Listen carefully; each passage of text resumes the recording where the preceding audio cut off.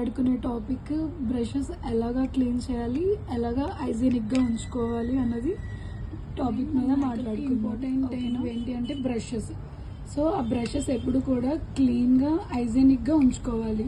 లేదు అంటే క్లయింట్ దగ్గర పింపుల్స్ ప్రాబ్లమ్స్ వస్తుంటాయి కదా, పింపుల్ ప్రాబ్లం అని చెప్పేసి, ర్యాషెస్ అని, ఇవన్నీ దేనివల్ల వస్తాయి అంటే ఇవి హైజీనిక్గా లేకపోవడం వల్లే వస్తాయి అన్నమాట. సో మనం ఎప్పుడు కూడా బ్రషెస్ని క్లీన్గా హైజీనిక్గా ఉంచుకోవాలి. ఓకే, ఇప్పుడు ఏంటంటే క్రైలాన్లో బ్రష్ క్లెన్జర్ అని ఉంటుంది, అండ్ అలానే సోప్ క్లెన్జర్స్ అనేవి కూడా ఉంటాయి. అండ్ ఇవి ఏంటంటే స్ప్రేలా ఉంటుంది. ఇక్కడ ఇగోండి స్ప్రే. ఈ స్ప్రేస్ తోటి అండ్ బ్రషెస్ క్లీన్ చేసేటప్పుడు కూడా చాలా మంది ఏం చేస్తారంటే అన్ని బ్రషెస్ ఒకేసారి డిప్ చేయడం, అన్ని బ్రషెస్ ఒకేసారి క్లీన్ చేయడం గట్టా చేస్తారు. అలా చేయడం వల్ల ఏమవుతుందంటే ఇప్పుడు లైనర్కి కాజల్ ఉంటుంది, లిప్స్టిక్ బ్రష్కి లిప్స్టిక్ ఉంటుంది, అండ్ ఫౌండేషన్ బ్రష్కి ఫౌండేషన్ అన్నది ఉంటుంది.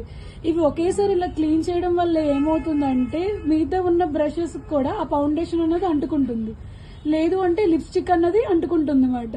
దానివల్ల అది డ్రై అయిపోతుంది కదా. డ్రై అయిపోయిన తర్వాత మనం మేకప్ వేసే టైంలో అది మళ్ళీ మనకి ఆ కలర్ అన్నది వస్తుంది ఫేస్ మీద. ఇవన్నీ మిక్స్ అయిపోయాయి కదా, సో అందువల్ల సో ఏం చేయాలంటే ఫస్ట్ అన్నది ఎప్పుడు కూడా పౌడర్ బ్రషెస్ అన్నది క్లీన్ చేసుకోవాలి.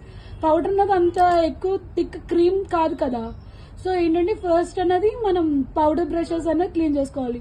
తర్వాత ఫౌండేషన్ బ్రషెస్, తర్వాత కన్సిలర్ బ్రషెస్, లాస్ట్లో మనం కాజల్ అండ్ లిప్స్టిక్ బ్రషెస్ అన్నది క్లీన్ చేసుకోవాలి. ఓకేనా? ఓకే, ఇప్పుడు మనం ఫస్ట్ అన్నది పౌడర్ బ్రష్ కదా క్లీన్ చేసుకోవాలి అనుకున్నాం. ఇప్పుడు ఇందాక చెప్పాను కదా క్రైలాన్లో ఉంటుంది స్ప్రే అన్నది, అండ్ ఏంటంటే అలాగే సోప్ దీంట్లో కూడా ఉంటుంది అన్నమాట.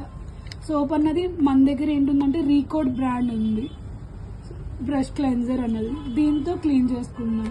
అండ్ సెకండ్ ఇంకొకటి ఏంటంటే వామ్ వాటర్ అన్నది కంపల్సరీ ఉండాలి. వామ్ వాటర్లో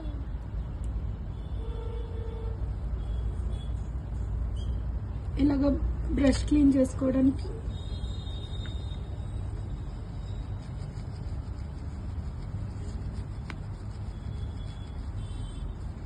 అండ్ బ్రష్ ఎప్పుడు క్లీన్ చేసేటప్పుడు ఈ ఒక్క పార్ట్లోనే మొత్తం అంతా వాటర్లో డిప్ చేయకూడదు, ఓకేనా?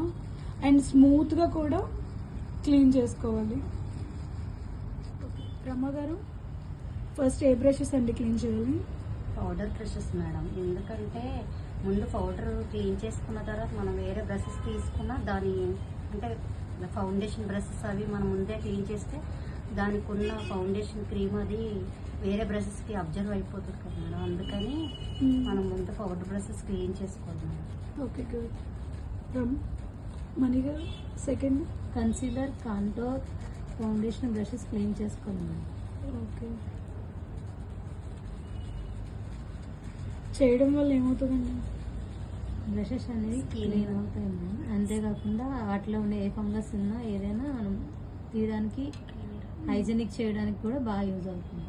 ఓకే, అండ్ బ్రషెస్ కూడా ఎప్పుడు మేకప్కి వెళ్ళి వచ్చినా సరే కంపల్సరీ హైజీనిక్గా క్లీన్గా చేసుకోవాలి. ఎందుకంటే వాళ్ళ స్కిన్ మీద కదా, సో ఏ పింపుల్స్ ఏ ర్యాషెస్ రాకూడదంటే మన ప్రోడక్ట్ అదే మన దగ్గర ఉన్నవి ఏవైనా సరే హైజీనిక్గా ఉండాలి.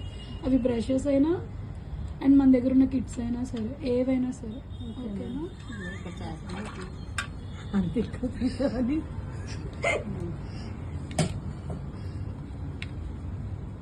క్లీన్ అయిందా? అది అవ్వలేదంట.